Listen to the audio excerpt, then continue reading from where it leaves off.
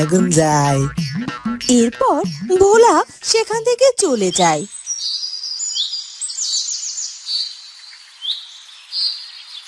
এই নে লালু, গাছগুলো খেয়ে নে তো। এগুলো খাওয়া দাওয়া শেষ হলে আমি তোর জন্য মাঠ থেকে আবার নতুন ঘাস কেটে এনে দেবক্ষণ। আম্বা, সে ঠিক আছে, তবে আমি যে বাতাসে খুশির গন্ধ পাচ্ছি রে চারু, সেই গন্ধেই তো আমার পেট ভরে আসছে। কি বলছিস কি তুই এসব? তুই আবার বাতাসে কোন খুশির গন্ধের খবর পাচ্ছিস বলতো? তোর বিয়ের খবরে চারু, বাড়িতে ঘটক মশাই এসেছিল, আবার ঘটক মশাইয়ের সাথে বাবার দেখা হয়েছে। বাবা তার কাছে তোর বিয়ের খোঁজ দিয়েছে। কাল পরশুর মধ্যে মোড়ল কর্তা আর মোড়ল গিন্নিকে নিয়ে ঘটক মশাই আসবেন তোদের বাড়িতে বিয়ের প্রস্তাব নিয়ে। বাবা লালু, তোর তো দেখছি সবকিছুতেই খুব নজর রে। হ্যাঁ, আমার চারুর বিয়ে, আমায় তো খোঁজ রাখতেই হবে। এই বাড়িতে আমি ছাড়া কি আছে চারুর?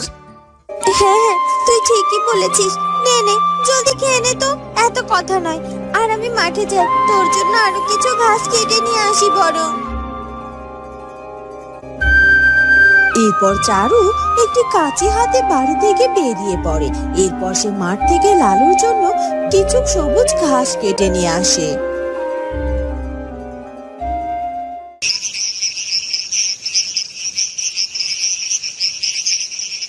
কি এসব তুমি কি বলছো? কি তুমি ওই চারুর জন্য সম্বন্ধ আনতে বলেছো ওই ঘটক মশাইকে? কার কাছে শুনে তুমি এত বড় সিদ্ধান্ত নিয়েছো শুনি? মেয়ের বাবা হয়ে মেয়ের জন্য সম্বন্ধ দেখেছি, এতে আবার কারোর কাছে অনুমতি নিতে হবে নাকি শুনি? আর তাছাড়া মেয়ের বিয়ের বয়স হলে মেয়ের বাবাদের সম্বন্ধ খুঁজতে তো হবেই।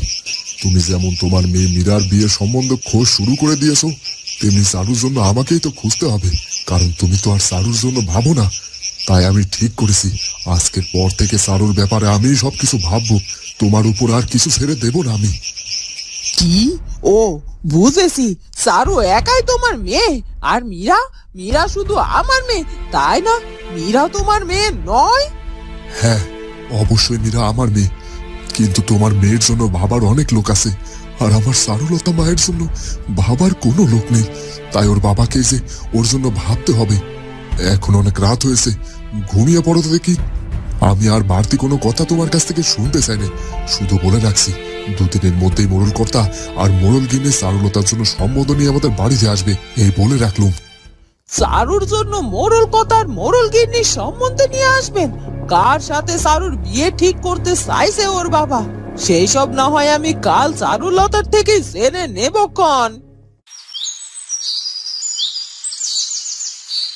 পরদিন সকালে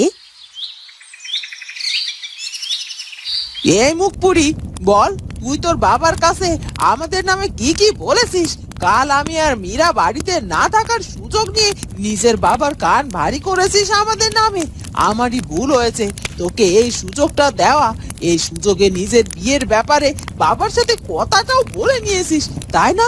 সি সি সি সি সি সি, নিজের বিয়ের কথা নিজের বাবাকে বলতে তোর একটুখানি লজ্জা করলো না মুখপুরি?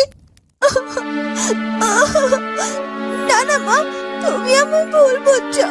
আমি বাবাকে কিচ্ছুটি বলিনি। বাবার সাথে তো আমার কোনো ব্যাপারে কোনো কথাই হয়নি। আমি তো সারা দিন আমার কাজ নিয়েই ব্যস্ত ছিলাম। চুপ কর, চুপ কর তুই। আজকাল দেখছি তুই মিথ্যে বলাটাও বড্ড শিখে গেছিস। বড্ড বিয়ে করার স্বাদ গেছে তোর, তাই না রে? আমিও দেখি কি করে আমার মেয়ে মীরার আগে তোর বিয়ে হয়। যে মুখখানা দেখে লোকে তোকে পছন্দ করবে, আজ তোর সেই মুখখানায় আমি পুড়িয়ে দেবক্ষণ। এ কথা বলে চারুলতার সৎমা জ্বলন্ত চেলা কাঠ নিয়ে চারুলতার মুখের সামনে ধরে। না না মা, এমনটা করো না। আমি আমি তোমায় কোনো মিথ্যে বলিনি মা। আমায় তুমি শাস্তি দিও না, বিনা অপরাধে শাস্তি দিও না। চেঁচামেচি শুনে চারুলতার বাবা সেখানে ছুটে আসে আর তার স্ত্রী জয়ার হাত থেকে জ্বলন্ত কাঠটি ফেলে দেয়। সি জয়া সি, তোমার মন মানসিকতা যে ছোট প্রকৃতির, তা আমি তোমার বিয়ে করার পরই বুঝতে পেরেছিলাম, কিন্তু তুমি যে এতটা নিচু জঘন্য কাজও করতে পারো তা আমার চিন্তার বাইরে ছিল। এখন তো তোমার কাছে আমার মেয়েটাকে রেখেছে, তো আমার ভয় হচ্ছে। এখন তো দেখছি এতদিনে তুমি যে আমার মেয়েটাকে বাঁচিয়ে রেখেছো, সেটাই তো অনেক। সি সি সি সি সি। না না, আমার এবারে ছুটিতে যে করেই হোক চারুলতার বিয়ে দিতেই হবে, নয়তো তুমি আমার মেয়েটাকে বাঁচতেই দেবে না। না না বাবা, তুমি মাকে বকো না, আর আমার বিয়ে নিয়েও এত কিছু ভেবো না। মায়ের কি দোষ বলো? মা তো চাই মীরাকে আমার আগে বিয়ে দিতে। তুমি বরং তাই করো, মীরার জন্য ভালো সম্বন্ধের খোঁজ করে ওকে আগে বিয়ে দাও। তাহলে আর মায়ের মনে কোনো কষ্ট থাকবে না, আর আমার সাথেও সে এমনটা করবে না। তুই যতটা সহজ ভাবিস ততটা তোর সৎ মা সহজ নয় রে।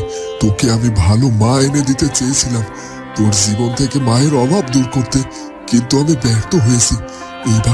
এবার আমি আর কোনো ভুল করতে চাই না মা। তোর জীবন যা নষ্ট হবার হয়েছে, বাকি জীবনটা যেন তুই সুখী হতে পারিস, সেজন্য তোকে ভালো ঘর ও ভালো বর দেখে বিয়ে দিতে পারলে আমার শান্তি।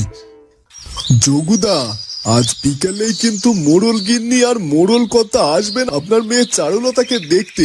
আর হ্যাঁ, তারা তো আগে থেকে চারুলতাকে পছন্দ করেই রেখেছেন, আর তারা খালি হাতে আসতে চাননি। তারা একবারে চারুলতাকে আশীর্বাদ করে রেখে যাবেন। বেশ বেশ, তাই হবে। আপনি কোনো চিন্তা করবেন না, আমি ওনাদের আপ্যায়নের কোনো ত্রুটি রাখবো না। ঠিক আছে, আমি তাহলে আসছি এখন, বিকেলে আবার দেখা হচ্ছে। এরপর ঘটক মশাই সেখান থেকে চলে যায়।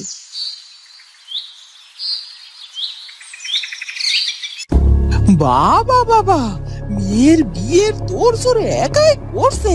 ব্যাটার দেমাগ তো কম নয়, কিন্তু কার সাথে সে ওই সারুর বিয়েটা ঠিক করেছে সেটাই তো বুঝতে পারছি না।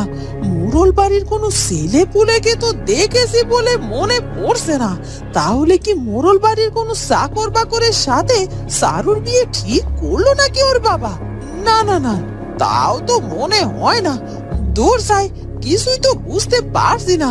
আর আমার মেয়ে মীরাটা যে কোথায় গেছে সেটাই তো বুঝতে পারছি না।